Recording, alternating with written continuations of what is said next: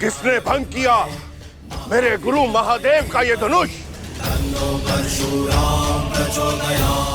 उस दुस्साहसी का नाश करने ये राम आया है। क्षत्रियों का काल आया है। परशुराम आया है।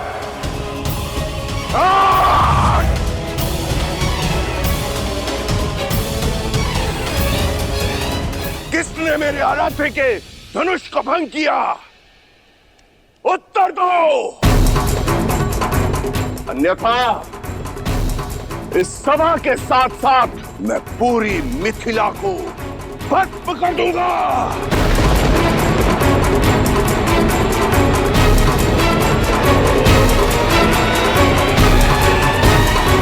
बंद कर दो ये सारे द्वार। कोई कहीं नहीं जाएगा। अपराधी के लिए अब केवल एक ही द्वार खुलेगा, मृत्यु द्वार।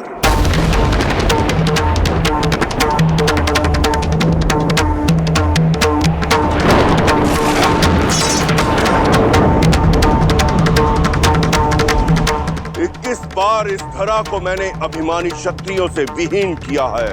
22वीं बार विनाश को निमंत्रण मत दो। बताओ किसने किया यह दुस्साहस? प्रभु छोड़ दीजिए, क्षमा कीजिए प्रभु, क्षमा कीजिए प्रभु।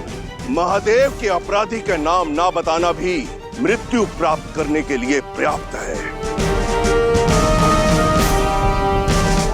प्रभु परशुराम,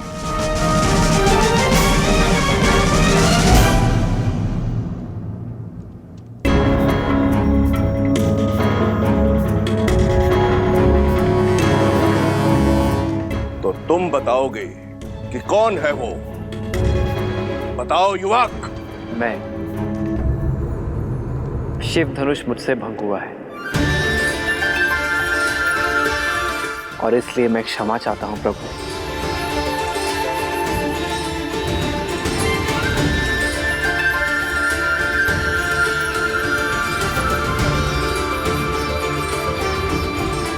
मत कीजिए क्षमा प्रभु, इसे क्षमा मत कीजिए।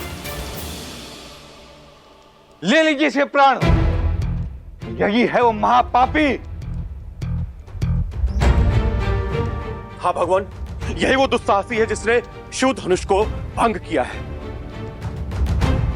गुरुदेव, हम तो इसको खुद दंडित करने जा रहे थे, उसी क्षण आप प्रकट हो गए और यह शुभ कार्य आप अपने हाथों से कीजिए गुरुदेव। प्राण हर लीजिए इसके। तुमने ये परशुधारी राम जिसका रक्षक है, वो महाधनुष तुमने तोड़ा।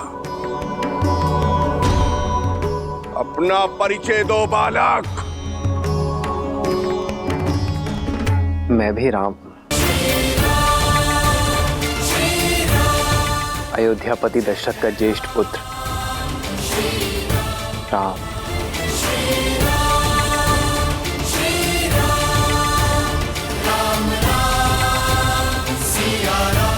दया, दया गुरुवर, ये मेरी पुत्री का वर है। अद्भुत। इतना गहन अपराध करके भी ये बालक मेरे समक्ष निर्भीक होकर विश्वास पूर्वक खड़ा है। मैं तुम्हारे साहस से अभिभूत हुआ राम, किंतु फिर भी दुर्भाग्यवश मुझे तुम्हारा वध करना होगा।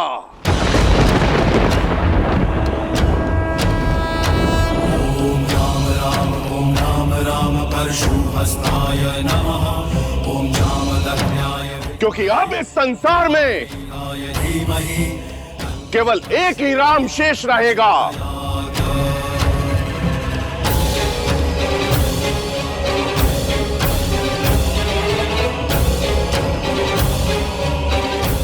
धनुष का रक्षक परशुराम या धनुष का भंजक राम।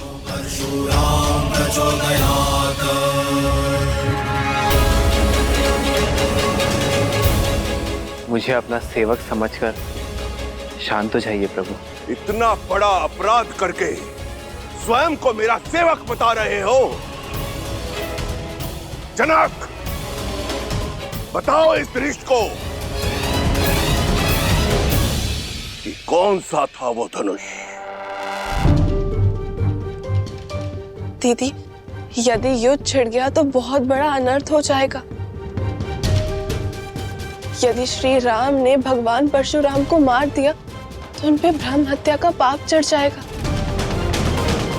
और यदि परशुराम जीत गए तो श्री राम को देखो उर्मिला, मुझे विश्वास है कि वो अपने धर्म की रक्षा के लिए कोई ना कोई उपाय निकाल लेंगे।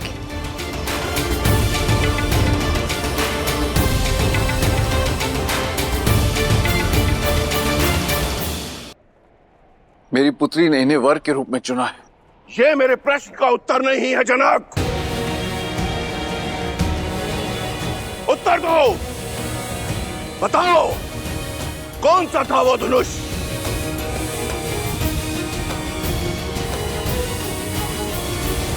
महादेव का पिनाक, जो आपने मिथिला को सौंपा था।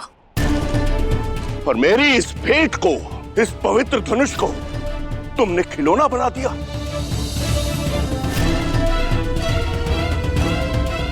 इन युवकों के मनोरंजन का साधन।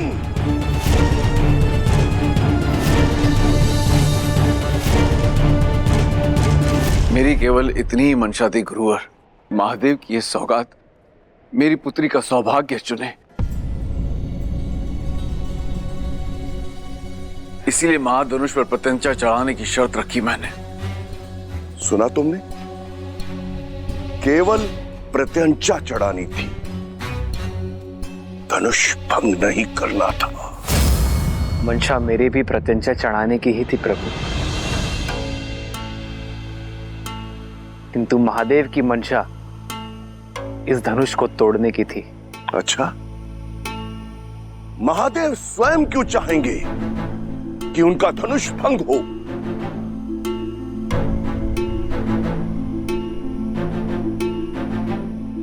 महादेव जिन्होंने हर क्षण न जाने कितने ब्रह्मांडों को नष्ट किया, जिन्हें उन्होंने स्वयं रचा है।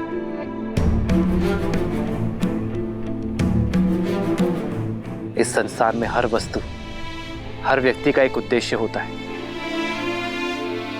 और वो उद्देश्य जब पूर्ण हो जाए तो उसे जाना होता है। फिर वो मैं हूं, आप हैं, या स्वयं महादेव का पिनाक। पिनाक का उद्देश्य पूर्ण हुआ प्रभु। कदाचित उसकी मुक्ति का समय आ गया था। इतनी धृष्टता! कैसे अपने अपराध को महिमा मंडित कर रहे हो? जैसे महादेव का धनुष सूखे पत्तों से बना था, जो तुम्हारे कोमल हाथ लगाते ही टूट गया। जितने उदंडी हो उतने ही अभिमानी भी।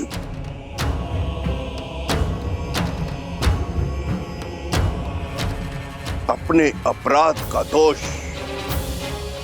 मेरे ईष्ट, मेरे गुरु, मेरे आराध्य, मेरे महादेव पर मढ़ रहे हो। मैंने तो केवल वही कहा जो सत्य है। सत्य? और एक सत्य मुझसे भी सुन लो। आज तुम्हारे जीवन का उद्देश्य पूर्ण हुआ। आज तुम्हारी मृत्यु निश्चित है।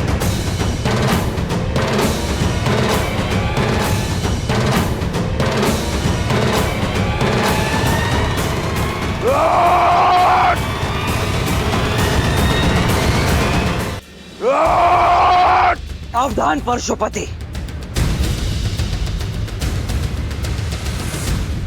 लक्ष्मण। नहीं भैया, कम से कम आज तो मुझे मत रोकिए।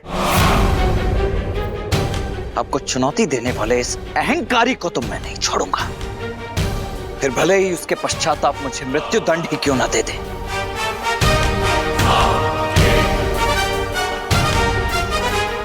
स्वयंवर में आए हो बालक या स्वयं मरण में? लगता है दोनों भाइयों में होड़ लगी है कि पहले मृत्यु लोक कौन जाएगा।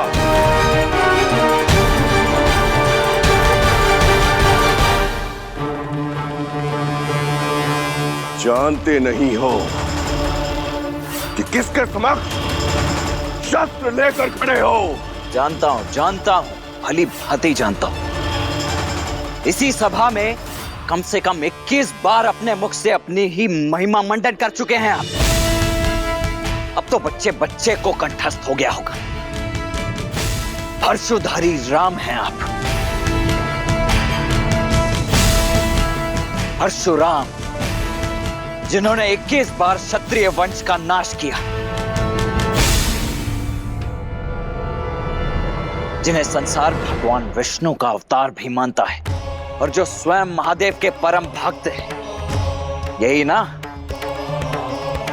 या कुछ शेष रह गया है? यदि रह गया हो तो बता दीजिए। जहां इतनी बार सुन लिया, एक बार और सही, मैं सच्चा हूं। बालक, मेरा परिचय जानकर भी मेरे प्रशु की धार पर खड़े हो। आत्महत्या करने की इतनी शीघ्रता क्या है मूर्ख? मान लिया कि मैं मूर्ख हूं, हो सकता हूं, परंतु आप तो परम ज्ञानी हैं। फिर बालकों की भांति राई का पहाड़ क्यों बना रहे हैं? अरे पुराना धनुष था, टूट गया सो टूट गया, बस। महादेव भी ये बात जानते होंगे, तभी तो यहां रख छोड़ा धनुष।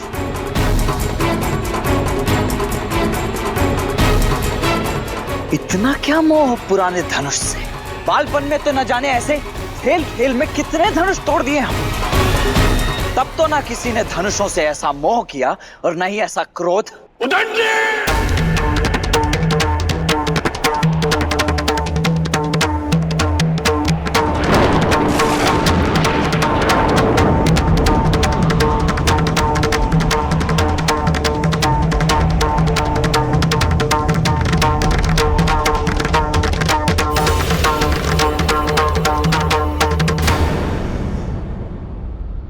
श्रीमद् रामायणम। बालपन में तो न जाने ऐसे खेल खेल में कितने धनुष तोड़ दिए हमने। तब तो ना किसी ने धनुषों से ऐसा मोह किया और न ही ऐसा क्रोध। हे महाप्रभु रुकिए। परशुहस्ताय नमः। ओम जामदग्न्याय विद्महे महावीराय धीमहि तन्नो परशुराम प्रचोदयात्। ये दोनों दशरथ पुत्र मेरी छत्र छाया में है। इन दोनों की सुरक्षा का उत्तरदायित्व इनके पिता ने मुझे सौंपा है। प्रभु, यदि इन्हें कुछ हो गया तो मैं महाराज दशरथ को क्या उत्तर दूंगा?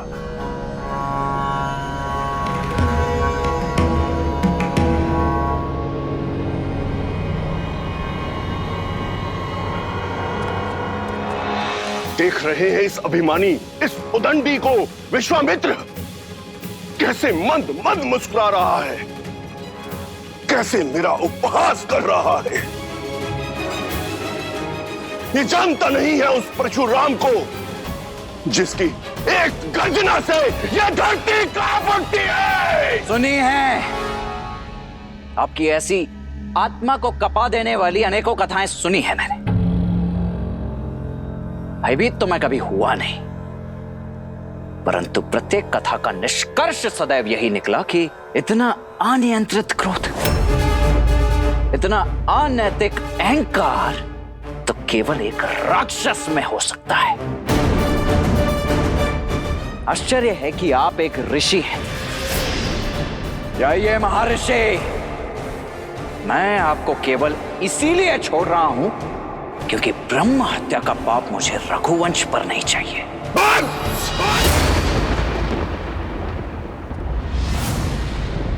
श्री राम विश्वामित्र, इसने मेरा अनादर करने का साहस कैसे किया?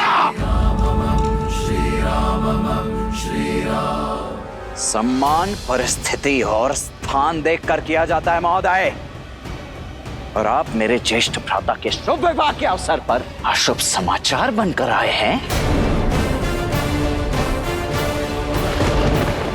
फिर आप चाहे आप ब्रह्मा हो, महादेव हो या स्वयं विष्णु के अवतार ही क्यों ना हो,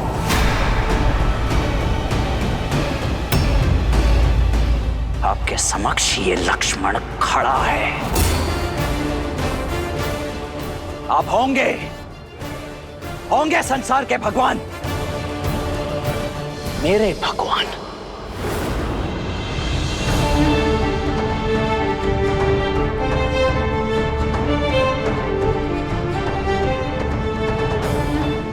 मेरे भैया प्रभु श्री राम ही हैं। और यदि मेरे भगवान के ऊपर किसी ने शास्त्र उठाया, कवच ये लक्ष्मण होगा है। यदि किसी ने भी श्री राम की ओर एक भी अशुभ पग बढ़ाया, तो या तो उसके पग मेरे बाण रोकेंगे, या मैं स्वयं उसके बाणों की आहुति चढ़ जाऊंगा।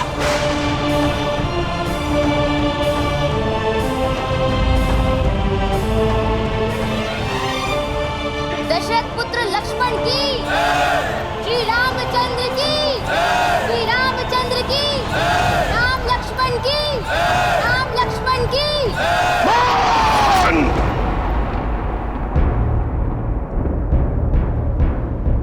इसके पिता से मेरी ओर से क्षमा मांगना ब्रह्म ऋषि, क्योंकि मैं उन्हें संसार का सबसे बड़ा दुख, पुत्र शोक देने जा रहा हूं।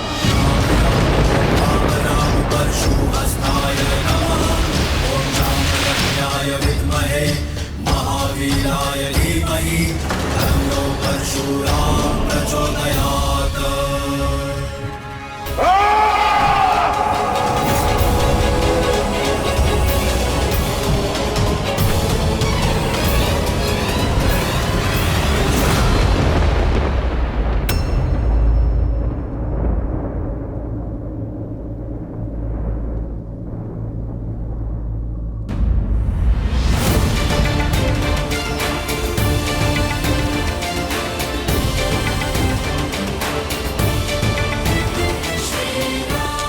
भैया,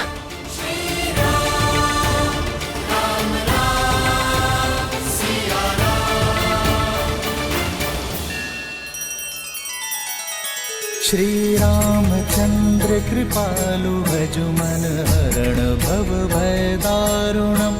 नव कंज लोचन कंज मुख कर कंज पद कंजारुणम। सिया राम सिया राम सिया राम सिया राम। आदर्श और मर्यादा की है ये कथा महापावनम।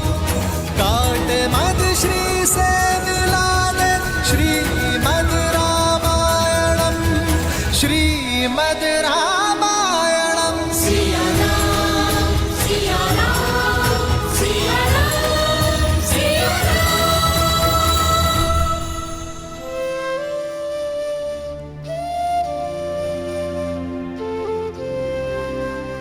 मैं धनुष भंग होने का कारण आदर सहित स्पष्ट कर चुका हूं प्रभु, और विनय पूर्वक अपनी भाई की अज्ञानता के लिए क्षमा चाहता हूं। दया कीजिए प्रभु। जब मृत्यु सामने आई तो क्षमा याचना करने लगे। कदाचित तुम्हें स्मरण नहीं है राम, कि परशुराम की झोली में क्षमा नहीं है।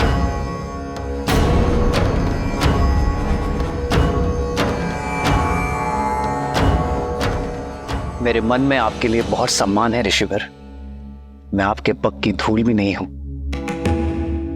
किंतु यदि प्रश्न मेरे भाई की सुरक्षा पर उठा तो विश्वामित्र और वशिष्ठ का ये शिष्य रघुवंशी राम आपको उत्तर देने में विवश होगा। मैं वही करूंगा जो उचित है प्रभु। अंतिम श्वास तक आपसे युद्ध। युद्ध? वो भी मुझसे, परशुराम से।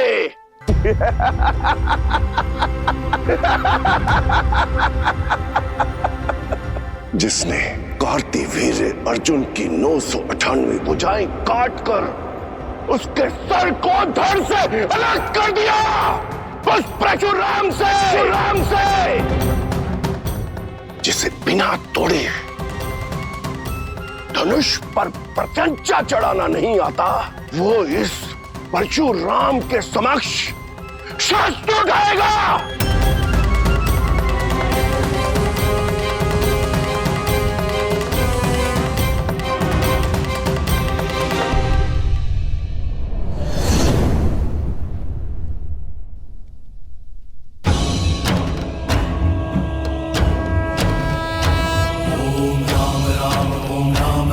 परशुहस्ताय नमः। ओम जामदग्नाय विद्महे महावीराय धीमहि तन्नो परशुराम प्रचोदयात्।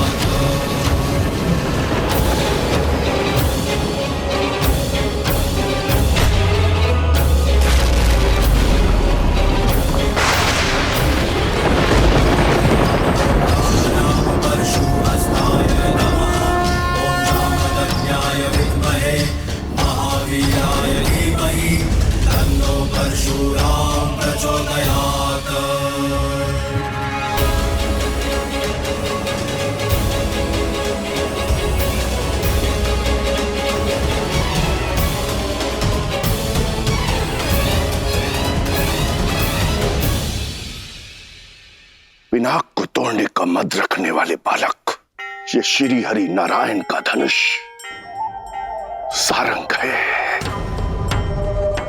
महादेव के धनुष को तो तुमने भूल से तोड़ दिया, अब इसे उठाओ और चढ़ाओ इस पर प्रत्यंचा।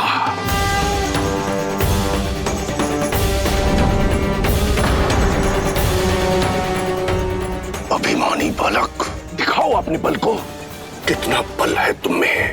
अरे प्रत्यंचा चढ़ाना तो दूर, तुम इसके भार को सह भी नहीं पाओगे।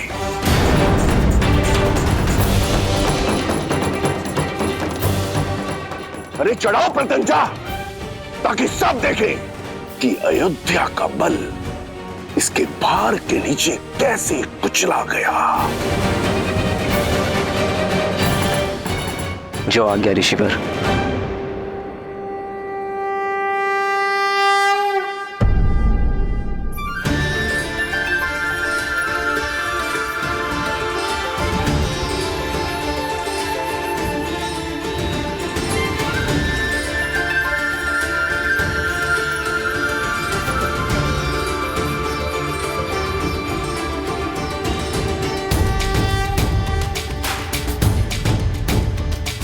श्री राम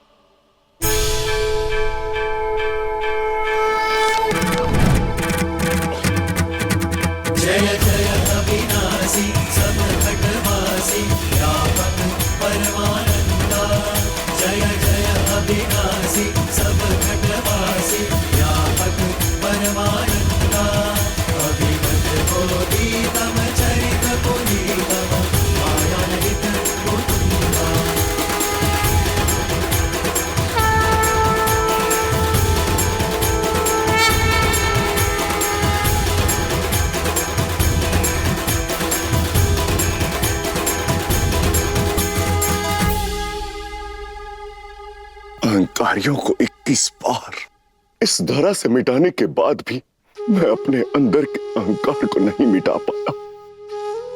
मैं आपको पहचान नहीं पाया राम।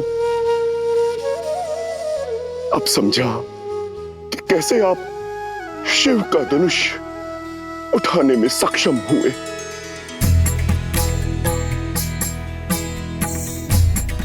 श्री रामचंद्र की जय। श्री रामचंद्र की जय। श्री रामचंद्र की जय।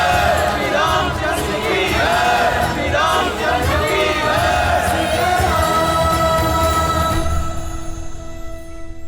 जय। ये जय जयकार नए युग का शंखनाद है।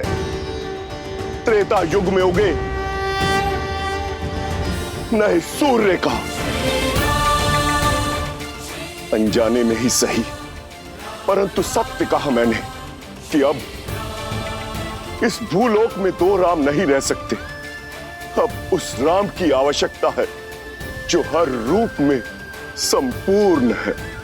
उस परशुराम की नहीं जो आवेश और क्रोध के कारण अपूर्ण है। भगवान परशुराम,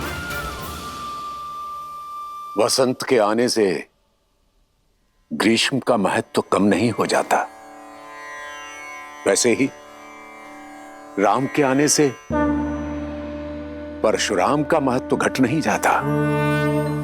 इस संसार को आज भी आपकी आवश्यकता है।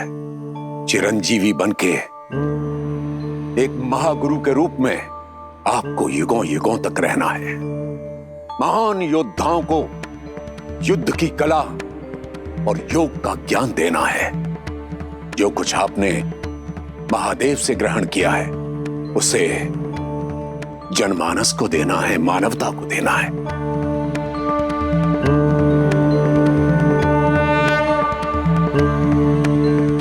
अब इस बाण का क्या करूं ऋषिवर, जो इस धनुष पे चढ़ाया है?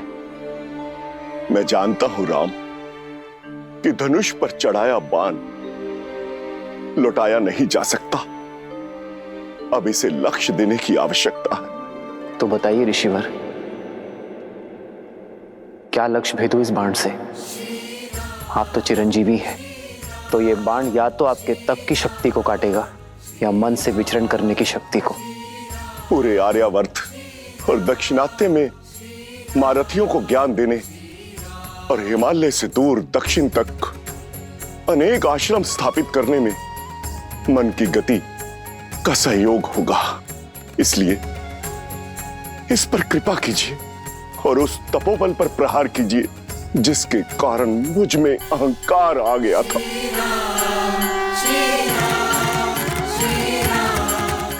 राम, इस बाण को पूर्व दिशा में छोड़िए ताकि मैं महेंद्र पर्वत पर जाकर पुनः तपस्या कर सकूं, समुद्र में डूबी वो भूमि पुनः प्राप्त कर सकूं जो वामन अवतार द्वारा असुर राजा महाबली को पाताल भेजते समय जल में समा गई थी। जाते जाते धर्म स्थापना और अधर्म के विनाश का दायित्व आपको सौंपकर मैं आपसे विदा लेता हूं राम, विदा लेता हूं। जो आज्ञा प्रभु।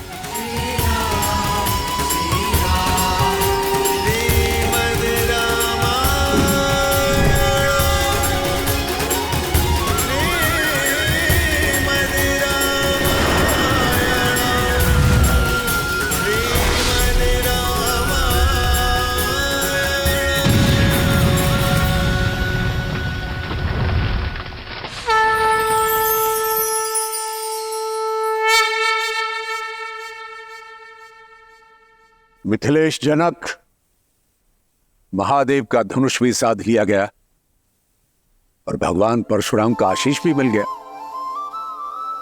बस अब किस बात का विलंब? पूरे विधि विधान से विवाह की तैयारियां कीजिए।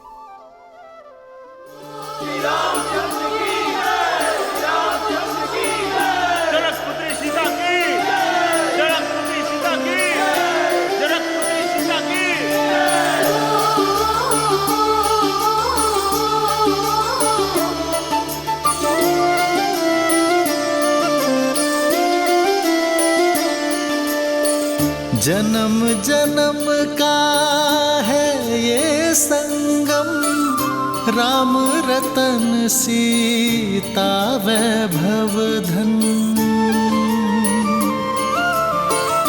एक है पौरुष एक समर्पण, एक है रूप तो दूजा दर्पण। राम है लोचन सीता दृष्टि, राम है बादल सीता वृष्टि। राम सिया राम सिया राम सिया राम, राम सिया राम सिया राम, राम सिया राम सिया राम सिया राम, राम सिया राम सिया राम। सीता को रखते हृदय रघुराई, पूरण राम को करने आई। सीता करती उनकी पूजा, राम से आसा प्रेम न दूजा। राम सिया राम सिया राम सिया राम, राम सिया राम सिया राम, सिया राम सिया राम। मैं जनक नंदिनी सीता आपको अपने बार और स्वयं को आपकी अर्धांगिनी के रूप में स्वीकार करती हूँ। मैं जीवन के हर लाभ हानि, सुख दुख और धूप छांव में आपकी संगिनी बनकर रहूंगी। अब केवल मृत्यु ही मुझे आपसे अलग कर सकती है। जनक पुत्री सीता की, जनक पुत्री सीता की, जनक पुत्री सीता की, जनक पुत्री सीता की।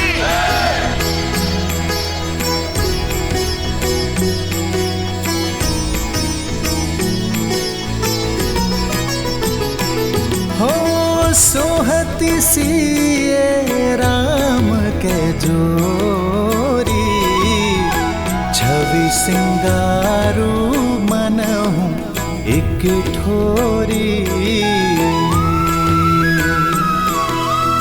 सखी कहाही प्रभु पद गहु सीता, करती न चरण परस अति भीता। आपने मुझे अपना अर्धांग चुना है, अर्थात हम दोनों एक दूसरे को पूर्ण करेंगे। आज से मैं आप हूं और आप मैं, ना कोई छोटा ना कोई बड़ा, ना स्वामी ना सेवक। हर स्थान हर मान में हम दोनों समान होंगे।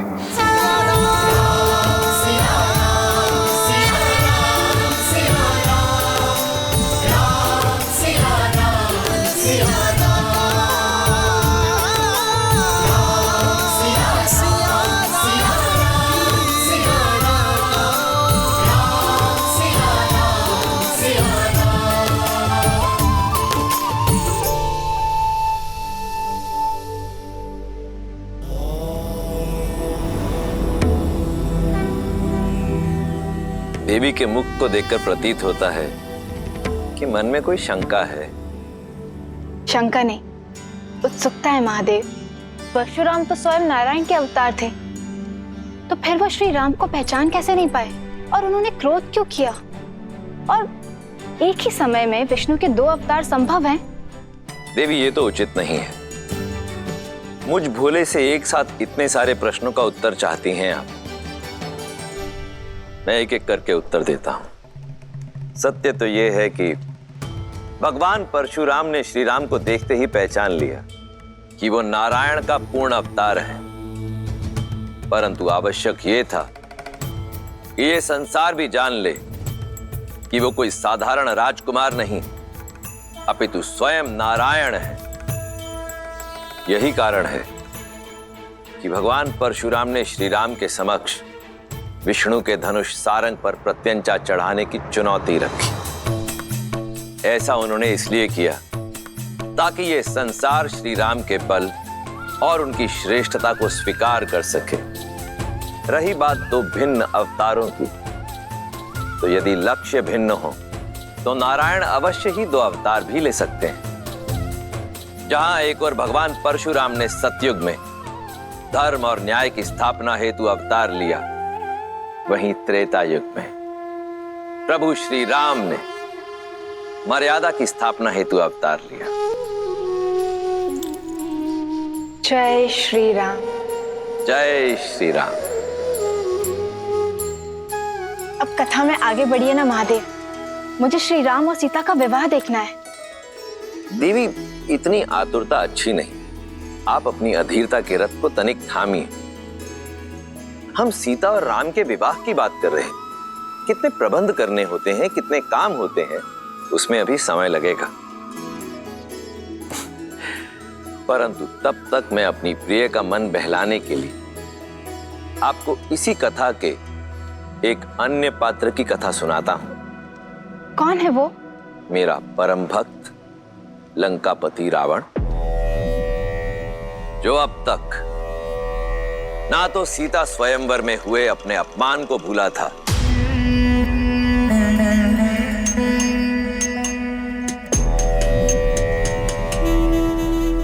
और ना ही भूला था देवी सीता के अप्रतिम सौंदर्य को।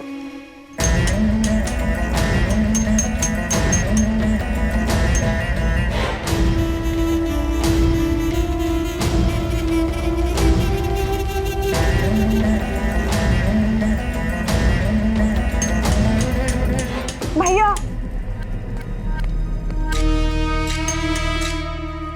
भैया वो विद्युत जीवा।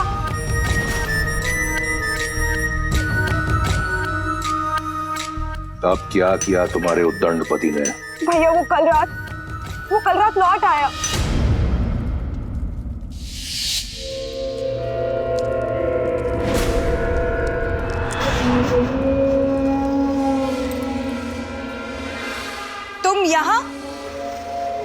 तुम यहाँ क्या कर रहे हो विद्युत जीवा? क्या एक पति को अपनी पत्नी, एक पिता को अपने पुत्र के पास होने का कोई अधिकार नहीं है? जैसे आए हो वैसे ही लौट जाओ विद्युत जीवा, अन्यथा भैया तुम्हारे प्राण ले लेंगे, क्योंकि वो अपना अपमान कभी भी नहीं भूलते। अपमान तो मेरा किया है तुम्हारे भाई ने। क्या अधिक चाहा था मैंने? एक छोटा सा राज्य ना। राज भिक्षा में नहीं मांगे जाते विद्युत जीवा, बल्कि बल और साहस से अर्जित किए जाते हैं, जो तुम में बिल्कुल भी नहीं था। आज की बात करो सुपर्णखा।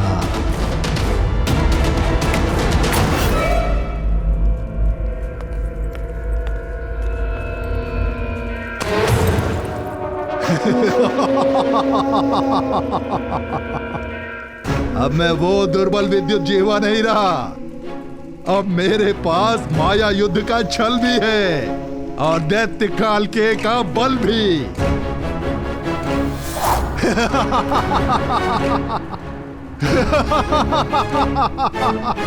ये काल के? हाँ, काल के अस्त्र। मैं रावण से डरकर भागा नहीं था सुर्पणखा। मैं तो सज्ज हो रहा था उसका सामना करने के लिए। धरा से नीचे गहराई में पाताल और रसातल के मध्य एक नगर है, आसमानगढ़। मायावी नगर है वो, जो रक्षित है नीवट कवच दानवों द्वारा, जो माया युद्ध में प्रबल हैं। और अकेला नहीं हूं मैं। रावण के भय से छुपे आसमानगढ़ में मेरे संबंधी दैत्य काल के भी मेरे साथ हैं। कुछ नहीं कर पाएंगे तुम्हारे ये काल के, क्योंकि स्वयं काल मेरे महाशक्तिशाली भाई का दास है। महाशक्तिशाली? अरे तो कहाँ है सीता? कहाँ है शिव धनुष? हाँ, उसकी शक्ति का प्रदर्शन पूरे संसार ने मिथिला में देखा था। अब समय मेरा है, लंका अब मेरी होगी, रावण का अंत होगा। मूर्ख हो तुम, देव असुर यक्ष गंधर्व, कोई भी मेरे भाई को मार नहीं सकता। मार नहीं सकता तो बंदी बना लूंगा, पर रक्तपात से क्या लाभ है? अरे जाओ जाओ, जाकर समझाओ अपने भाई को, सिंहासन त्याग कर मुझे सौंप दे, अन्यथा मेरे पास दूसरे मार्ग भी हैं। भैया, मैं आपका अहित होते हुए नहीं देख सकती, मैं आपका घात होते हुए नहीं देख सकती, इसलिए आपको सावधान करने चली आई। क्षमा कर दीजिए विद्युत जीवा को, मूर्ख है वो, पर मेरा पति है। भैया, आपका ये मौन मुझे भयभीत कर रहा है भैया। अरे बड़बोला है वो। बड़बोला? पहली बार सही बोला। सत्य है, मैं लंका के सिंहासन योग्य नहीं। बुलाओ उसे, कहो कि रावण सिंहासन त्याग कर वनवास जाना चाहता है।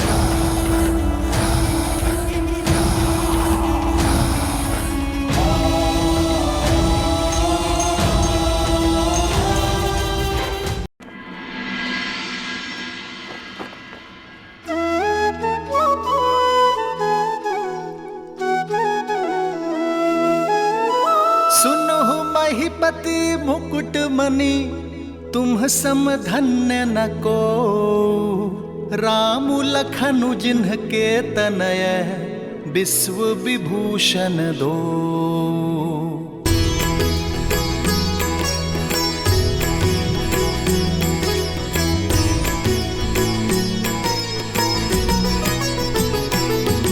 हो पूछन जो गुण तनय तुम्हारे, पुरुष सिंधति हूँ पुर उजियारे।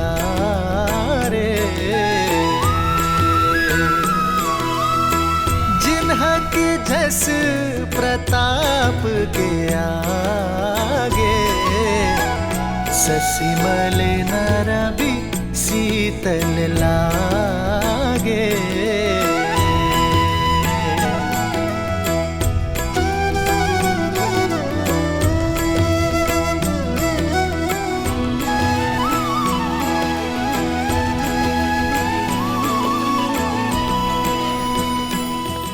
अयोध्या राज की जय हो। महाराज, मिथिला से आपके लिए संदेश है।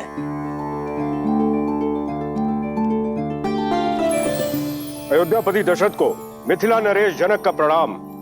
आपको पूर्व में मेरी पुत्री के स्वयंवर के विषय में सूचित किया गया था, पर आपने आने में असमर्थता दिखाई, क्योंकि आपके पुत्र ब्रह्म ऋषि विश्वामित्र के साथ थे। महादेव की कृपा और मां गौरी के आशीर्वाद से ब्रह्म ऋषि विश्वामित्र आपके पुत्र राम और लक्ष्मण को स्वतः स्वयंवर में ले आए, और जब संसार का कोई शूरवीर शिव धनुष की प्रत्यंचा न चढ़ा पाया, तो ब्रह्म ऋषि के आदेश से आपके सुपुत्र श्री राम ने चुनौती पूरी कर दिखाई।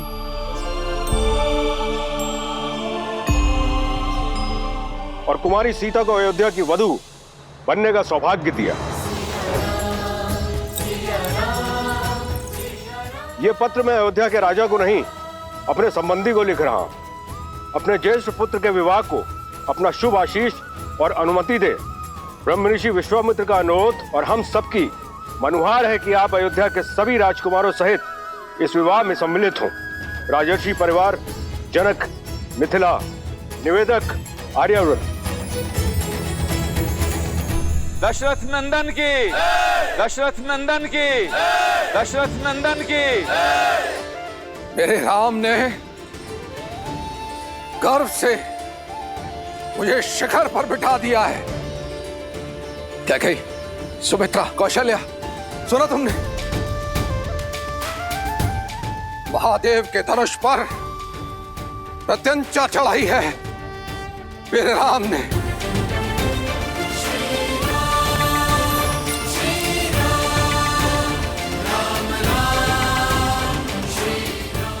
हमारे राम ने ये कार्य यदि कोई कर सकता था तो केवल हमारा राम।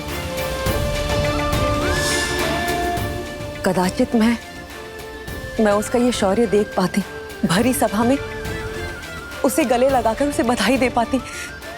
दीदी हमारा राम। सुमित्रा,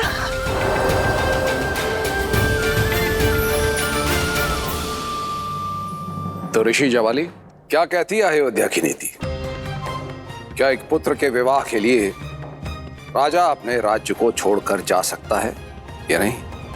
अति शीघ्र महाराज, परंतु उससे पहले एक शिष्टमंडल नव संबंधियों के साथ उपहार समेत भेज देना चाहिए। तो उस शिष्टमंडल को तुरंत प्रस्थान करना चाहिए। जी। ब्राह्मणों और पुरोहितों के दल को मिथिला की ओर प्रस्थान करने के लिए कहें। राजा जनक को सूचित किया जाए कि समस्त अयोध्या अपने राम के विवाह की साक्षी बनने के लिए मिथिला आ रही है। समय व्यर्थ ना करें ऋषि जवाली, मेरे राम का विवाह है, विलंब ना हो। जैसी आपकी आज्ञा। महामंत्री सुमंत्र, अयोध्या के सभी रथों को सज्ज कीजिए और उन्हें उपहारों से लाद दीजिए। जो आज्ञा महाराज। देवी कौशल्या, नव विवाहितों के स्वागत के लिए अयोध्या को एक नव वधू की तरह सज्जित कर दीजिए। देवी सुमित्रा, भरत और शत्रुघ्न को संदेश भेजा जाए कि वो शीघ्र अतिशीघ्र मिथिला पहुंचे। कैकेयी, उत्सव की घड़ी आ गई है, सभी प्रबंधों को देखो, कोई कमी नहीं रहनी चाहिए। मैं गुरुदेव वशिष्ठ से मिलकर आता हूं। ये विवाह उन्हीं के आशीर्वाद से होगा। जी महाराज, मेरे राम का विवाह है, मेरे राम का।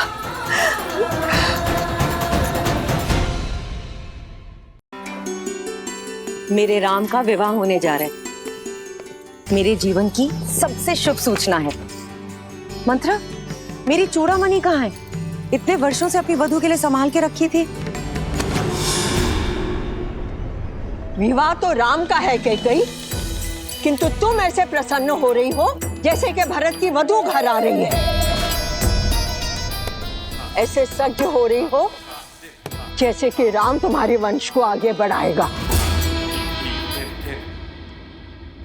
मां कहकर नहीं पुकारा होता ना, तो अभी इसी क्षण तुम्हारी जीभ काट देती।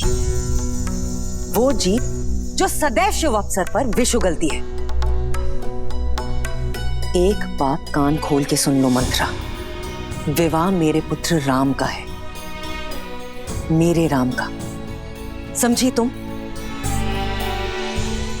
जीभ क्या, गर्दन काट दो ना मेरी।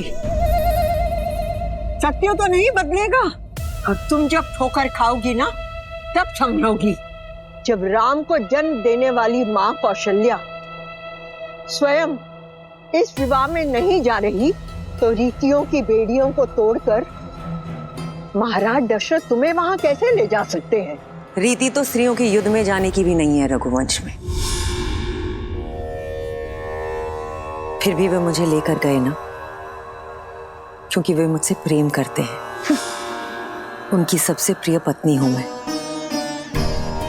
राम की सबसे प्रिय मां। और फिर अगर वहां जाऊंगी तो भरत से भी भेंट कर लूंगी। अब तो मुझे बातों में मत उलझाओ, शीघ्र मेरी चूड़ामणि ढूंढो। मैं आज एक बार फिर से महाराज को चौंका देना चाहती हूँ। आपने सही कहा था गुरुवर। श्राप के भय से मैं अपनी ही संतान के भविष्य के आड़े आ रहा था। देखिए ना, मेरा राम संसार की सर्वश्रेष्ठ कन्या का वर चुना गया है। यदि उस दिन मैं उसे ब्रह्म ऋषि विश्वामित्र के साथ जाने से रोकता, तो राम शिव धनुष उठाकर मेरा और अयोध्या का गौरव किस प्रकार बढ़ा पाता। बहुत बहुत धन्यवाद ऋषिवर। धन्यवाद महादेव का। जिन्होंने राम और अयोध्या के साथ साथ हम सबको यह गौरव दिया। जो भूल करने से बच गए उस पर पछतावा करने से कोई लाभ नहीं पुत्र। आओ राम के इस भव्य विवाह की यात्रा प्रारंभ करें।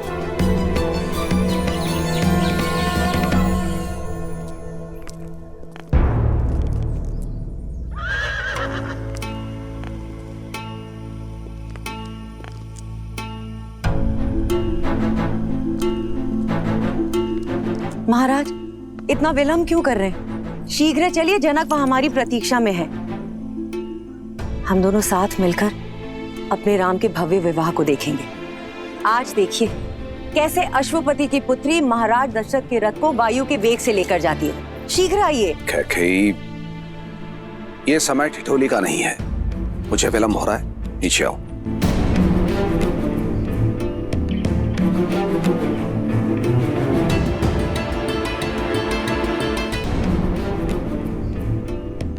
अच्छा, तो अब महाराज रीति नीति की दुहाई देकर मुझे रोकने का प्रयास करेंगे।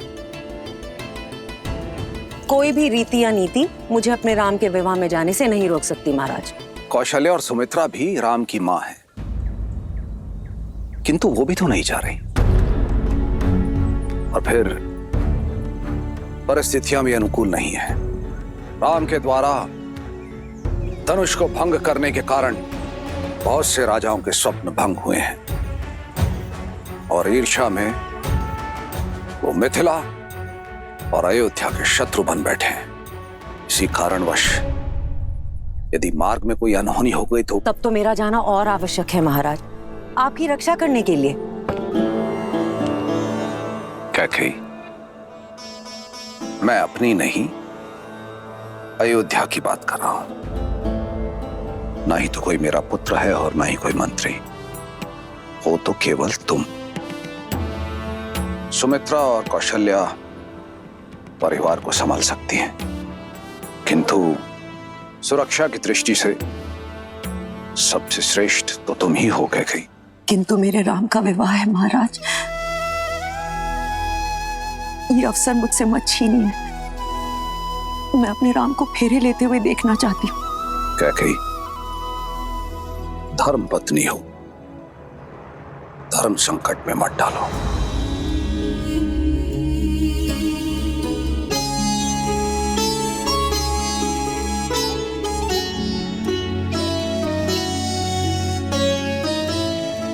किंतु मैं तुम्हें इस प्रकार भावुक भी नहीं देख सकता। यदि तुम्हारी इच्छा इतनी प्रबल है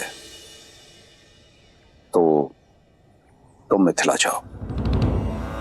मैं यहां रुककर अयोध्या की सुरक्षा देखता हूं। महाराज, इतनी स्वार्थी भी नहीं है आपकी कैकेयी। जानती हूं आपके राम में आपके प्राण बसते हैं। उसका विवाह देखना आपका सबसे बड़ा स्वप्न है।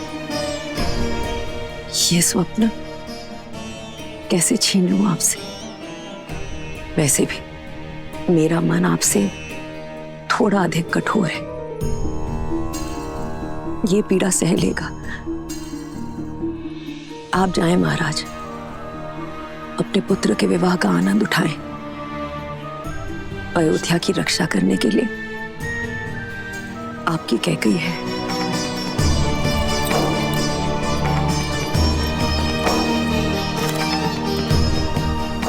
और महाराज, मुझे तो वैसे भी यहां रहकर राम और वधू सीता के स्वागत के प्रबंध करने हैं।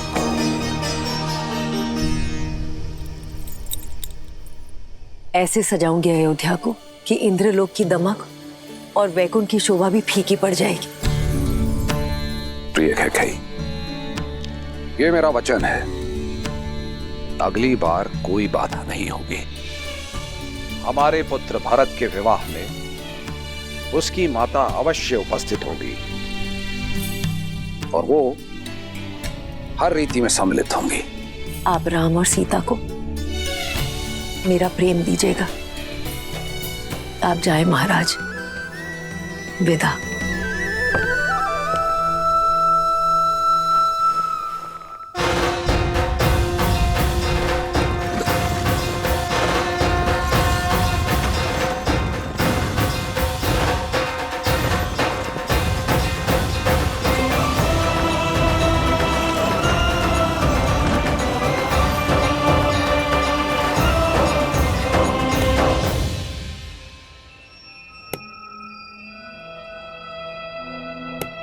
लग गई ठोकर?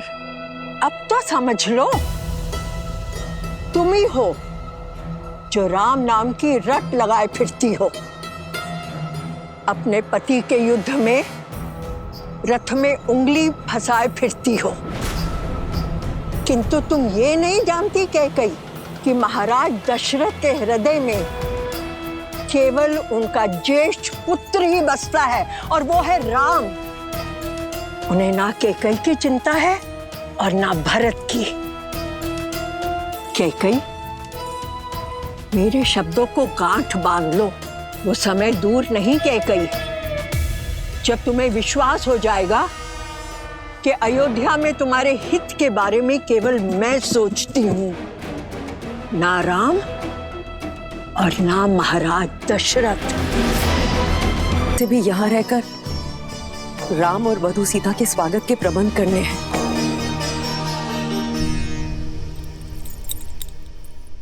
ऐसे सजाऊंगी अयोध्या को कि इंद्रलोक की दमक और वैकुंठ की शोभा भी फीकी पड़ जाएगी। प्रिय कैकेयी, ये मेरा वचन है, अगली बार कोई बाधा नहीं होगी। हमारे पुत्र भरत के विवाह में उसकी माता अवश्य उपस्थित होगी और वो हर रीति में सम्मिलित होंगी। आप राम और सीता को मेरा प्रेम दीजिएगा। आप जाए महाराज, विदा।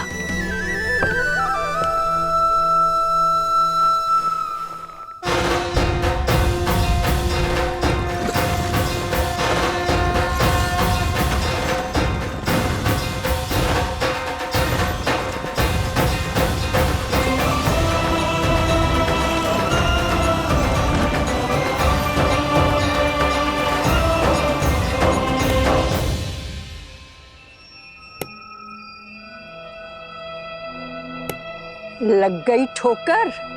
अब तो समझ लो, तुम ही हो जो राम नाम की रट लगाए फिरती हो। अपने पति के युद्ध में रथ में उंगली फंसाए फिरती हो, किंतु तुम ये नहीं जानती कैकई कि महाराज दशरथ के हृदय में केवल उनका ज्येष्ठ पुत्र ही बसता है, और वो है राम। उन्हें ना कैकई की चिंता है और ना भरत की। कैकई, मेरे शब्दों को गांठ बांध लो, वो समय दूर नहीं कैकई जब तुम्हें विश्वास हो जाएगा कि अयोध्या में तुम्हारे हित के बारे में केवल मैं सोचती हूँ, ना राम और ना महाराज दशरथ।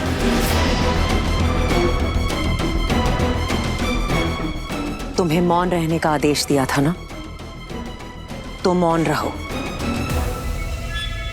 सभी कार्यकारियों को सभा में आने का आदेश दिया जाए। स्वागत के प्रबंध निश्चित करने हैं। अयोध्या का भविष्य मेरा राम लौट कर आ रहा है।